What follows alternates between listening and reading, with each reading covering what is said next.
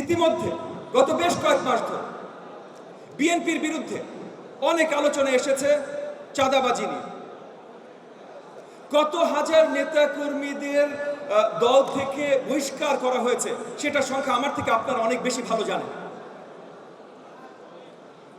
Social মিডিয়াতে আমরা দেখছি অন্য রাজনৈতিক দল বা অন্যরা আলোচনা তুলছে যে বিএনপির এত নেতা কর্মী চাঁদাবাজি করে।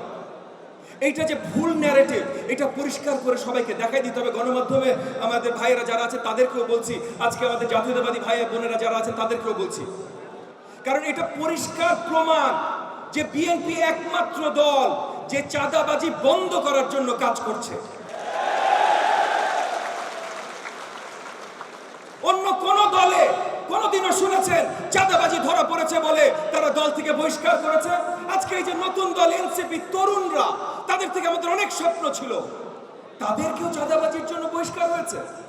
আরে তাদের কথা তো বাদ দেন, অন্তর্বর্তীকালীন সরকারে যারা বা যাদের পিএসরা বা যাদের সেক্রেটারিরা চাঁদাবাজির জন্য ধরা পড়েছে, তারা কেউ সরকার থেকে বহিষ্কার হয়েছে?